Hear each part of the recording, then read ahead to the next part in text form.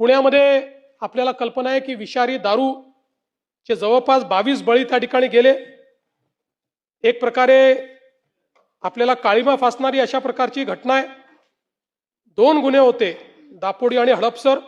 सर्व 17 आरोपी जे आहेत ते गजाआड केले आहेत आणि राज्य उत्पादन शुल्क विभागाचे 13 आणि पोलीस दलातील 13 असे 26 लोक या ठिकाणी दुर्लक्ष केल्याबद्दल निलंबित करण्यात आले आहेत। याचा तपास सीआयडी कडे केलेला आहे। याच्यामध्ये मिथेनॉल वापरण्यात आले होते। अनेक ठिकाणी छापे टाकून जवळपास 5929 किलो मिथेनॉलचा साठा हा जप्त करण्यात आला आहे।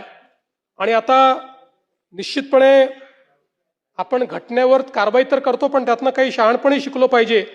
या दृष्टीनं मिथेनॉल जे आहे या संदर्भात त्याचं बॅकवर्ड ट्रॅकिंग कसं करायचं या संदर्भातला प्रयत्न आपण सुरू केलाय। सर्व पोलीस ठाण्यांना प्रतिबंधात्मक कारवाईच्या सूचना दिल्या आहेत आणि मोठ्या प्रमाणात या ठिकाणी आता खबऱ्यांचं जाळं हे पक्क करण्याकरता 5% बक्षिसाची रक्कम देण्याचा निर्णय आपण केलेला आहे आणि मोठ्या प्रमाणात भरारी पथकं ही आपण तयार केली आहे। टोल फ्री नंबर जो आहे तो आपण दिलाय, व्हॉट्सअप क्रमांक दिलाय आणि जे लोक माहिती देतील त्यांची आयडेंटिटी ही त्या ठिकाणी कोणासमोर ओपन होणार नाही अशा पद्धतीनं आपण काम केलंय।